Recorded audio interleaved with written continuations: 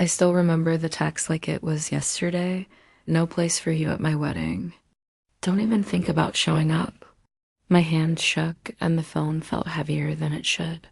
Me, her own sister-in-law, being cut out of a wedding I'd practically helped plan. It was surreal, but I wasn't going to cry not yet. Instead, I smiled, because I knew something she didn't. For months, I had kept quiet, biting my tongue every time she mocked my choices, belittled my achievements, and whispered poisonous lies to everyone in the family.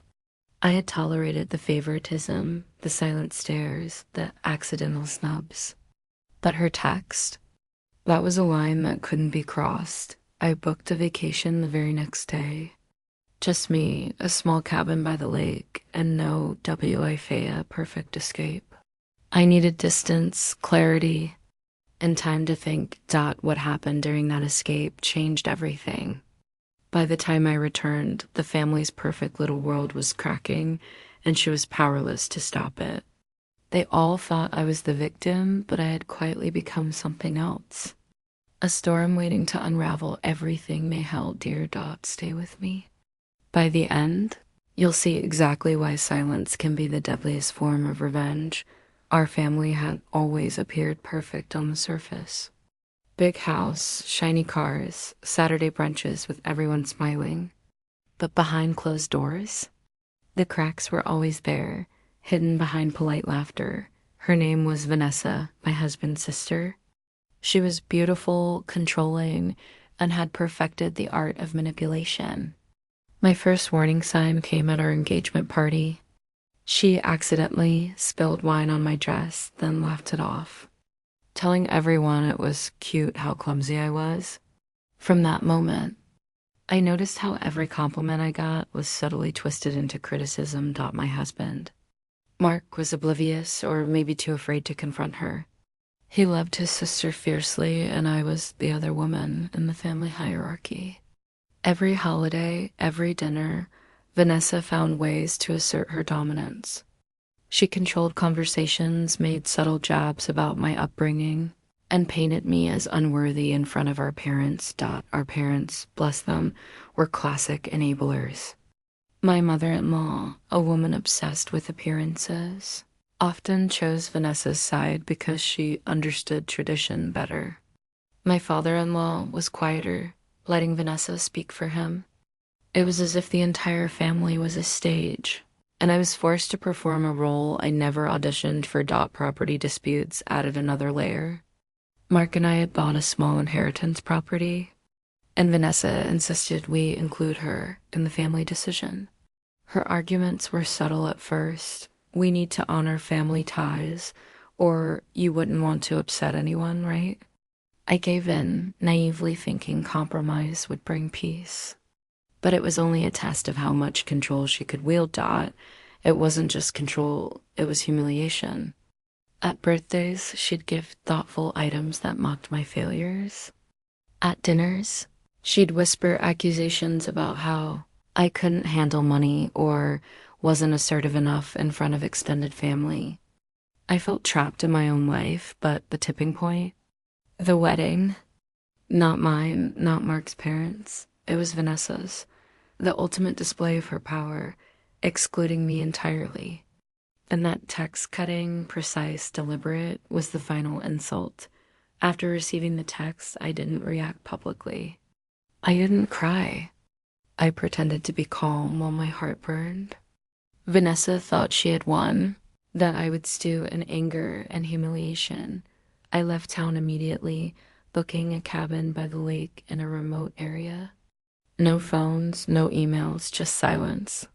The first few days, I walked through the woods, listening to the wind and the lake's quiet ripples, letting the anger settle.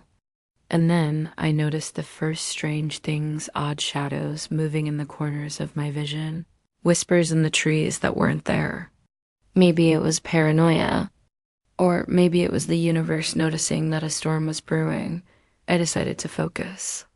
While Vanessa and the rest of the family celebrated the wedding without me, I quietly started piecing together information. Property deeds, financial statements, text messages. Everything Vanessa had manipulated or hidden. I discovered her lies about money she supposedly loaned from the family trust. I saw the documents she had forged to make me look incompetent in front of our parents. Each revelation fueled a deep, simmering anger I could barely contain. Back at home, life carried on. Vanessa gloated about my absence at the wedding. She posted photos, tagged family members, and shared stories of how perfect the day was. Everyone was fooled, but I had a plan. I wasn't going to confront her directly. No shouting, no tears. This was about calculated, surgical revenge. Step 1, dismantle her credibility. I anonymously leaked evidence of her forged documents and financial manipulations to my father-in-law. The reactions were immediate: confusion, denial, and eventually horror. Vanessa scrambled to explain herself, but the damage was already done. Step 2, expose her manipulations publicly. I created a fake social media persona and posted screenshots of her bullying messages to me and others. Friends and distant family, who had always suspected something, began questioning her. Comments, whispers, subtle interrogations all made her nervous. She started losing her grip on her carefully curated image. Step 3, leverage the supernatural rumors. Remember those odd shadows and whispers at the cabin? I had noticed her fear of anything unusual or mystical. Using that, I staged subtle signs of haunting in her house: misplaced objects, strange noises at night, and letters written in what looked like someone else's hand. By the time she began doubting her own sanity, her credibility and confidence collapsed. It was during this time that I realized how easy it was to watch someone unravel. When you understood their psychology completely, Vanessa, once untouchable, began isolating herself. Our parents, once blind, now questioned her motives. Even Mark started noticing inconsistencies in her stories. And yet I waited. Patience was crucial. One wrong move, one revelation too early, and she would have fought back. I had to let her believe she was winning while setting the stage for the final act. The culmination came when I returned from the cabin. My suitcase contained nothing supernatural. No threats, only documents, evidence, and truth. Vanessa was frantic, isolated, and desperate. Her own friends, the ones she manipulated for years, began distancing themselves. She tried to reconcile, to apologize, to claim innocence, but it was too late. I didn't yell. I didn't scream. I simply showed her everything. Every manipulation, every lie, every cruel act. Her face turned pale. Her hands trembled. And I whispered one simple truth: you left me out of your wedding. Now you're left out of everything that matters. The next steps were surgical. I didn't want public humiliation initially. I wanted her family to see the cracks in the empire she built on deceit. I approached the family lawyer with proof of her forgeries. Her share in the inheritance property was frozen, pending investigation. Vanessa's credit lines, tied to her parents' guarantee, were flagged for review. Her financial freedom, the thing she always flaunted, was gone. Meanwhile, small psychological strikes continued. I sent anonymous letters that mirrored the messages she had sent. Her world collapsed that night. Our parents were silent, staring at the evidence. Friends whispered. Cousins nodded knowingly. Vanessa, once radiant and untouchable, shrank under the weight of exposure. Her financial assets were frozen. Her social standing shattered. And most importantly, her aura of invincibility, the thing she had weaponized for years, was gone. The final blow came when a close family friend, who had been manipulated into supporting Vanessa, publicly confronted her. The confrontation was polite but deadly. We trusted you, but we see now you can't be trusted at all. Vanessa had no choice but to retreat, broken and alone. I didn't gloat. I didn't mock. I simply let the silence speak.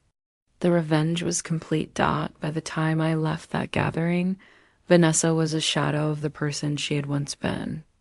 Our parents eventually reconciled with reality, realizing that loyalty should never blind judgment. Mark hugged me that night, pride and relief in his eyes. I learned something vital through it all. Revenge doesn't need to be loud. It doesn't need to be immediate. Patience, observation, and precise action are far more devastating. And the haunting? It wasn't supernatural. The whispers in the woods, the shadows, the eerie calm of the cabin, they were reminders of focus and patience. Nature has a way of making you listen, making you see. And in that clarity, I found the strategy to undo years of betrayal, Doc. So here's my question for you. What would you have done in this situation? When someone tries to erase you from their life, would you fight? Would you wait? Or would you disappear only to return as the storm they never saw coming? Sometimes the quietest voice echoes the loudest, and the calmest storm leaves the deepest mark.